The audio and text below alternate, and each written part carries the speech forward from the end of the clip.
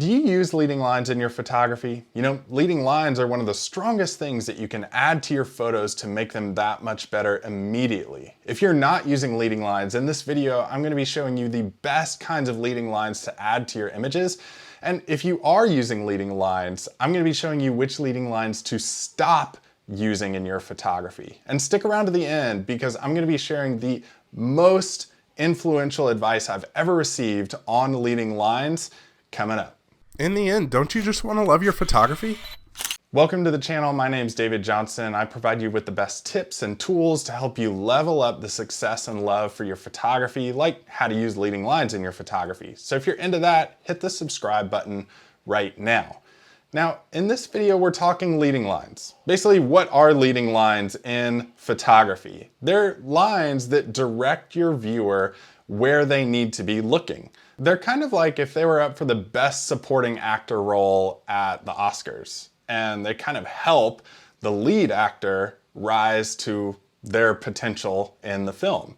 So they're these secondary subjects that direct you where to look within the photograph. And when you think about it that way, you want some strong leading lines. You want some strong objects that lead you to what you should be looking at. You know, you can create leading lines with any of the cameras that you see behind me, but I think one of the best things that you can do is use a wide angle lens with leading lines. And a wide angle lens, if you don't know what it does, it takes anything in the corners and the edges and it kind of makes them look elongated. So one of the best things to do, and how to add good leading lines to your image, is to take your wide angle lens on your camera and put it at a very high perspective. Once it's up there, you're gonna wanna just tilt the front of that lens down a little bit.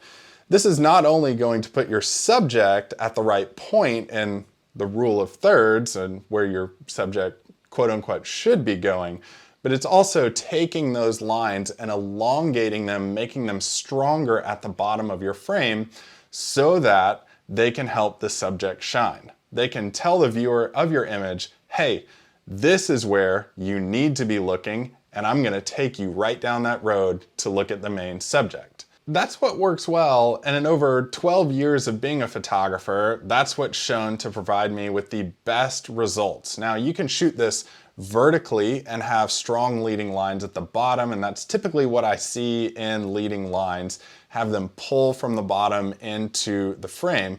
You can also do this horizontally if you want to do that too, if you have strong lines on rocks or water coming in from the edges, bringing you directly to the center point of the frame, or maybe you have a waterfall that's at the prominent point of your composition. And composition is basically the alignment of your subjects within the frame to make them make sense within the organization of how you arrange your photograph. Maybe you're already using lines or you've tried to use leading lines before. What leading lines do you need to stop using? This was the hardest thing for me, and I basically beat my head against this thing for several years before I said, you know what? I probably shouldn't use these leading lines anymore. Leading lines that you shouldn't use are the ones that don't have any strong color differences or contrast differences to them.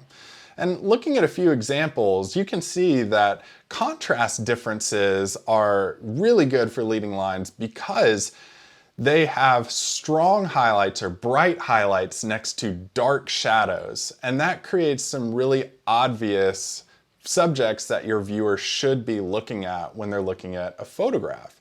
Those work really well. When you don't have strong contrast, when you don't have bright highlights and dark shadows next to each other, that's when a composition and leading lines kind of fall apart and your viewer looks at it and they're like, okay, where am I supposed to be looking? That's not what you want, and those are the leading lines that you need to stop using. Another form of leading line that you need to stop using is one that doesn't lead anywhere. I think leading lines are kind of this buzzword in photography because you have to add them to an image. Well, not necessarily. You have to add them when they support the leading actor or the star role of your photograph, which is the main subject. But remember, they have to be that star supporting role in the overall film of your composition. they have to support the main subject. And if there's no main subject for them to support, then they fall flat too. So if they don't point anywhere, don't try to add them to the image. And that brings me to the absolute strongest piece of advice I've ever heard for using leading lines in a composition. And that is, if they're not there or they're not working, just don't add them. Leave them out, reframe the composition, and rethink how you want to photograph a scene that's in front of you. Because if you don't have strong leading lines, you're not going to have a strong subject.